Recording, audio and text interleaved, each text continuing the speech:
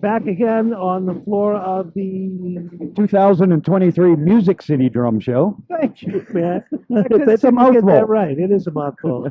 With my new friend Arthur Stonez. How are you, sir? Michael, I'm doing well, man. I'm doing well. Thank you for having I'm happy me. to have you here. I'm especially looking to interview the cymbal guys. So you're with Centent Cymbals, right? Yeah, I am. I'm kind of, I guess, for lack of a better term, the global ambassador maybe for the brand. Of course, I'm invested in the company and then handle distribution for North America. I But understand. I used to have trouble figuring out just what my gig was too. They they make them in Turkey, right? ours are actually Jinan up in Shandong. Oh, you're Yeah, in China. yeah, we're Chinese. Okay. Which, some people have a stigma issue with that, whatever it may be. To be honest, Michael, I kind of understand it, and you will too. When you think about when the first kind of the Chinese first cymbals coming in, Chang, Stag, stuff like that, quality was so-so, but they were going for value, right? There wasn't a lot of people selling a lower cymbal that was workable, so to speak. Right. So, of course, there was a little bad rap, I guess, from that, but there really is some very good cymbal makers in China. There's, of course, looking at the bigger brands out of there, Wuhan and that from the Hubei region. Right. Jinan, which is a little more north up in Shandong, which has Arboria and other companies are there as well. They're really starting to turn the corner on quality and understanding the Western cymbal, and that's a big part of it. Well, that's what I wanted to talk to you about because there is a sound palette that we would associate with the various companies, right? Like a Paiste 602. We know what Yeah. that sounds like. We know what an old K sounds like. We know what some of the Turkish cymbals sound like.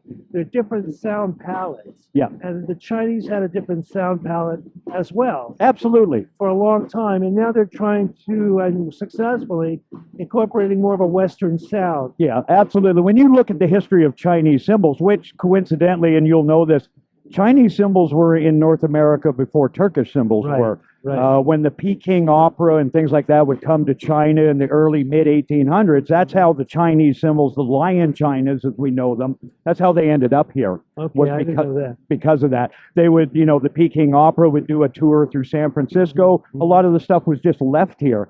And that got picked up by the early trap players, and that's A lot of the early trap players, they didn't have riots and crashes. They had a China cymbal. they had a China. They had what were called bow cymbals, which were like sock hats, that shaping, which those actually come from more of a Tibetan form of cymbal. Right. And so when you look at those early trap kits or contraption kits, because it was all different contraptions, they really had a plethora of stuff, and there was a fair bit of Chinese influence, tack toms, things like that. Right. It wasn't until the early 1900s that the Western change started coming in. A lot of look at the influence Gene Krupa exactly had on cymbals. Exactly, and he was tight. One of the things the Zildjian company did in the 1930s is align itself with the traveling drummers of the day and figure out what they need. You have to give so much credit to Zildjian for understanding the market and letting the market dictate where the product needed to go. We wouldn't have the cymbals we have today if nobody did that. Right. It would still be more traditional forms, more traditional sounds, and not really the Western palette. And that played out later on too, because you could argue that in the 80s and 90s, the cymbals got thicker and thicker and heavier and heavier. It wasn't because those companies were ignoring their customers; they were pleasing their customers. Yes. Sound stages got bigger, and the sheds got gigantic, and they needed these giant sounds, and so they accommodated those drummers with thicker, heavier cymbals. Absolutely. I think one of the greatest marketing moves that I kind of watched was when Paiste really came into the forefront. Because what they did, they went after genres nobody was looking at. When you listen to your consumers and understand what the consumers are doing and adapt to that is how you grow. Even today, Michael, and with your lineage in the field, the industry, we've still in the last 10 years still seen changes coming through cymbals. Absolutely. Nowadays, it's all the big thin stuff seems to be kind of where everybody's at with it. And when we came up with that, it was the right time for it. The recording techniques had improved. Yes. Sound on sound stages, Absolutely. Performance sound enhancing was better, and the coin sort of flipped, and we were the ones there doing that. Yeah. And everybody responded. Now everybody's making some thin musical cymbals, and the Turks and the Chinese are making some thicker cymbals. So you just have to answer to market forces. We're in this multi-dimensional point of drumming. We have the diehards that, well, let's say old school, for lack of a better term, your K Constantinople crowd. And then now you've got, let's take gospel chop style drummers. Right. They need something totally completely That's a different. palette. Right. And I've always jokingly say this, but it's a very true fact. We can make a cymbal and I can send it to 10 different drummers and ask them to write their opinion on it. One will call it dry, one will call it peakish, one will call it clean, so it's you really, I think, subjective. It's very subjective. And what we decided to do with Centent is we probably 90% of every cymbal we sell is made to order. So when you place an order with Centent, I call the next day and say, okay, what style of music are you playing? Really? Oh, absolutely. Oh, okay. How are you as a player? So how does this get to the customer then? You deal with dealers, or you go direct? Well, pretty much. We have reps for different countries. We have representation now, I think, in 20 countries. We have drummers in over 60 countries now. But I still kind of lead the way with everything.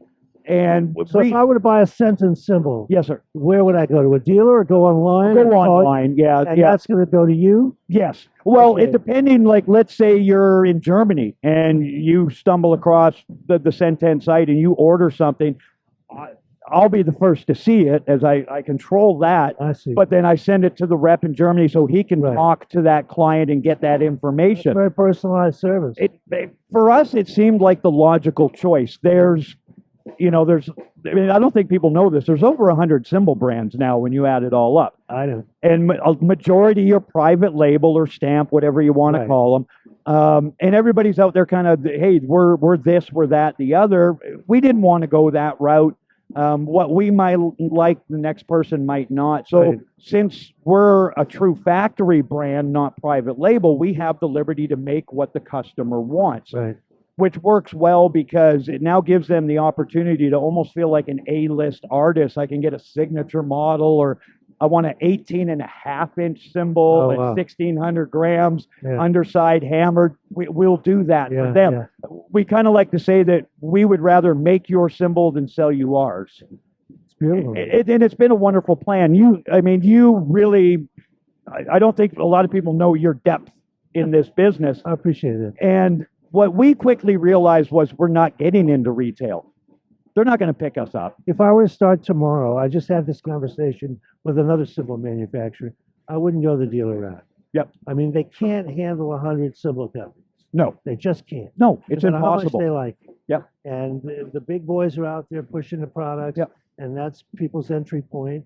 And that's probably the way it should be. There's like 150 drum companies too. Oh, absolutely. We were talking about that today, and I was like, the guy said, "Well, yeah, I know there's a lot of cymbal companies. You checked out snare companies lately?" And I was like, "Yep, they're probably pushing 300 if you start adding up the global numbers with it." Yeah. So as you said, the stores can't carry all that. Right. Plus, why take the gamble on the unknown when you've got 100 years with this, 80 years with that, 50 years with that? So we understood that coming in. So you have to kind of look at ways, okay, what separates yourself from everybody else? For us, it was being a true factory brand. That when you look at that alone, that wipes out 50% of the I don't want to say competition. That's the wrong choice. Well, the players out there. Yeah. It brings up a whole question of how much of the iPhone does Apple make? Probably none of it. So people would say, well, Michael, are you a cymbal manufacturer? Because they're made by somebody else in Istanbul. But, the Yamaha custom recording drums weren't made by Yamaha. Exactly. And I love Gretsch drums. I have some. I visited the factory with Paul Cooper there. Great.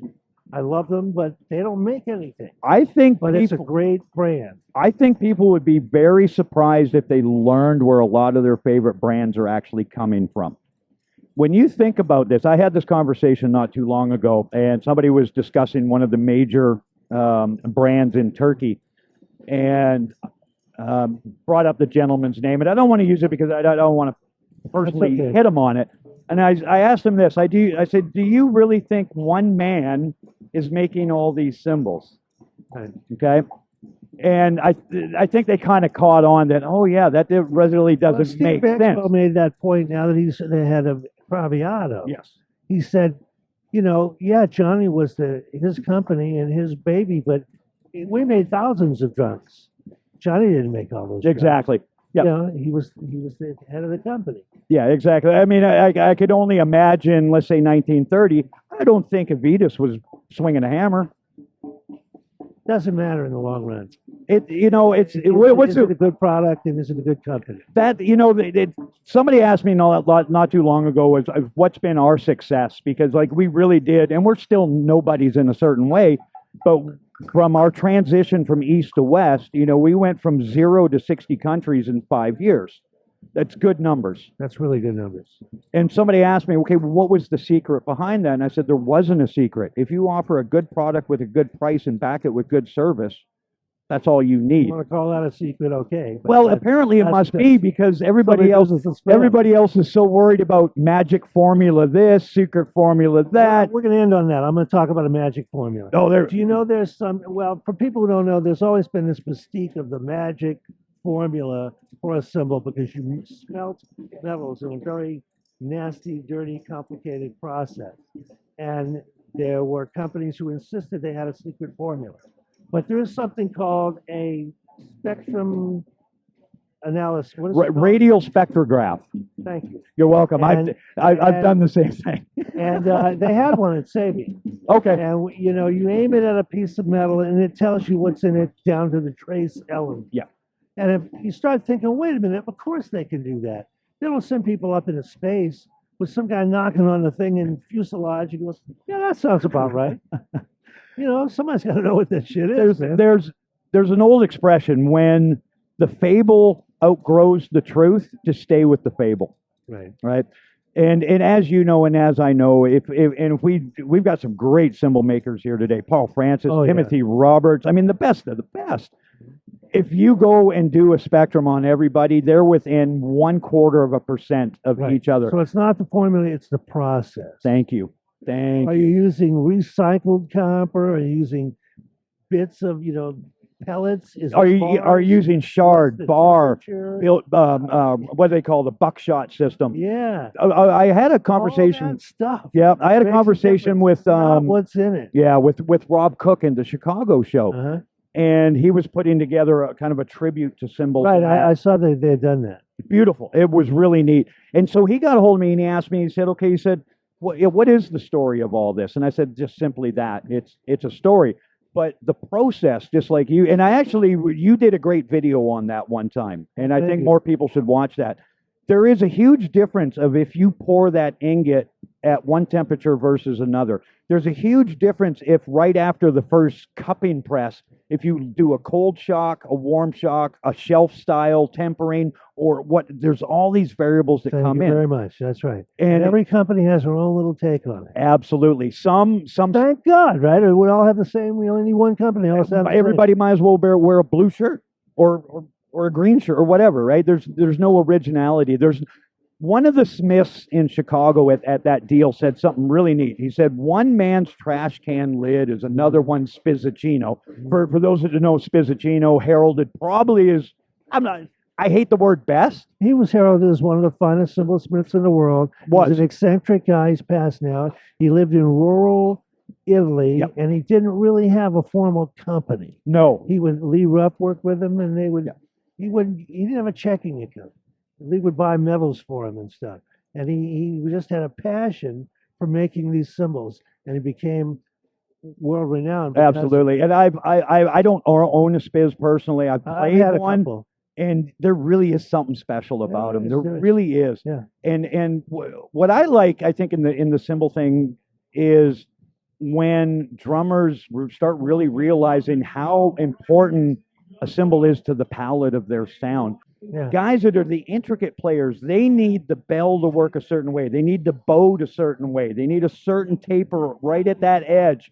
And everybody's a little bit different with it. So it's kind of nice that there is this many choices so people can dial in a little bit better. Absolutely. And this is what's great about the Nashville show, Chicago, the Las Vegas show, which is a newer one, is really growing. I think been to that one yet. I think they had 40 vendors maybe about 30 vendors last year, looking for about 50 next year.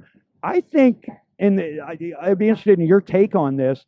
I think these kind of shows are basically going to be NAMM killers. Well, NAMM is pretty much dead man walking. If they don't pull off this January. It used to be you went to NAMM to place your orders. Yes, traditional trade show. It was in January. You were flush with all your Christmas sales. Yep. You had nothing on the shelf. Yep. Then it turned into pretty much a meet and greet for artists, manufacturers, and dealers. I jokingly Not for end users. No, I jokingly call it the world's largest selfie convention. To be honest, NAMM has approached us a couple times now. We're kind of I used to go every year. Yeah, we're kind of on the radar as a company a little bit. If So you're not interested, but you got to remember it's a dealer conference. yes, If you're not using dealers, there's no reason to be there. exactly. That was one reason we looked at not being beneficial with it. Secondly, honestly, is the price. For Lord, what yeah. it would cost us to do NAMM, I can do Las Vegas, Delaware, Chicago, and here in Nashville for less money. I'm hip. And It's if you're thinking of a small company in the percussion industry, the marketing expenses are enormous. I mean, they used to have the magazines. They'd come out every month. Yep. It'd be $2,000, $3,000, $4,000 a page a month for 4 or 5 of them, and it never ended. Yeah. Right? And then there's the trade shows that are an absolute fortune. Music Mesa in Germany. I mean, crazy money. Shanghai Music Show. Oh my God. And then a large endorsement artist Yeah. roster. Yeah. And they need things like overnight stuff to New York Yep. for this video. And I mean, it's very expensive. Very. And I have a lot of people ask us because our pricing is a value price.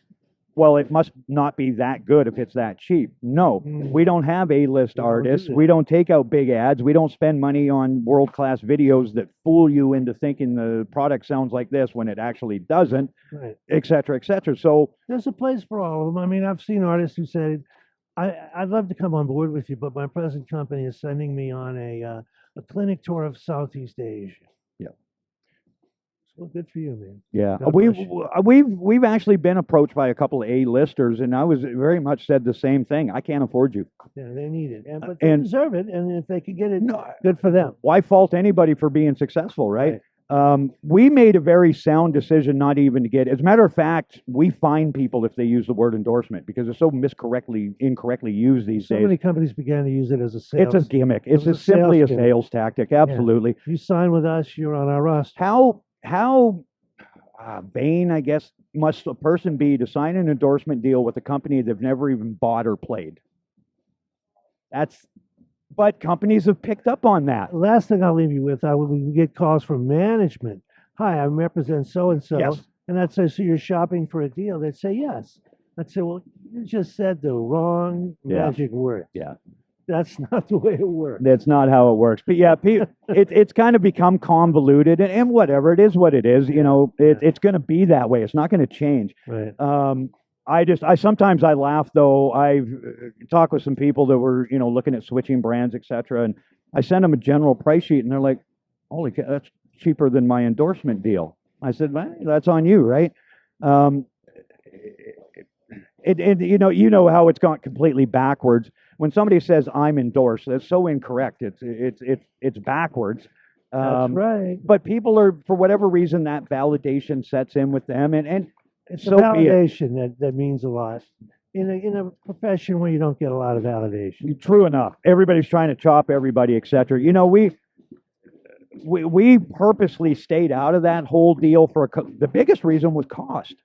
If I get a couple A-listers are going to run me 20 to 30 grand a year, I take out full page ads here, I do promotion videos there, there's another 20, 30 grand. It's 100 grand is nothing. That's small Well, I budget. understand. If you got 100 artists and you want to do jackets, hats, and T-shirts, guess where the first 100 go? Yeah, exactly.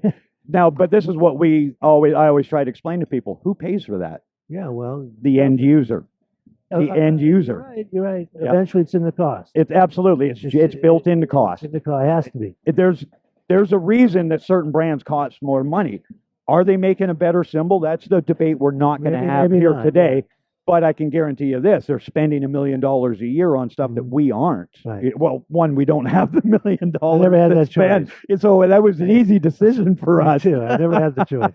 But yeah, it would be nice. But even today, once again, I don't think the endorsing route is a great ROI anymore. There are a lot of people here in small companies that have what you might call a kitchen table business. Yeah. I've had people say, I have a little company selling these little products, and I make 10 or 15,000 a year at it. And I say, what's wrong with that? Yeah. Yep. You're not going to be Mercedes-Benz selling a percussion add-on toy.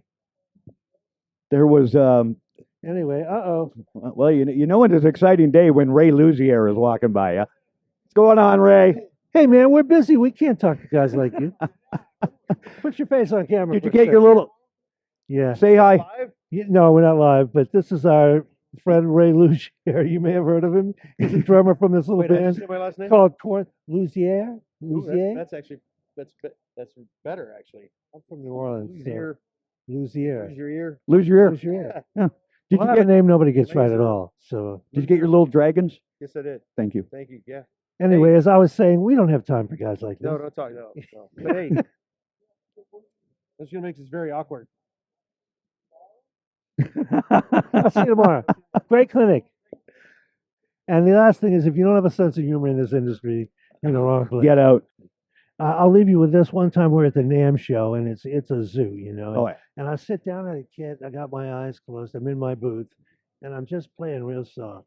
And Jeff Hamilton walks up and he says, "Washes off the dust of the day," which is an old Art Blakey music. Yep. And that's exactly what I was doing. I'm not playing for anybody. I'm not trying to play anything cool. I'm just like, Yep. man, let me just hear some music. Yeah. For me, a lot of times the end of the day is complete silence. Just absolutely nothing. Mm-hmm. No, turn the phone off, turn the music off, turn everything off. Well, they're turning this off, so we got to get out of here. Michael, man, a pleasure. It's always great hanging out with you. Thank you same for here. everything you've done in this Oh, industry. well, I appreciate it. And thank you for being one of the real ones out there. You too, brother. Thanks, man. Thanks.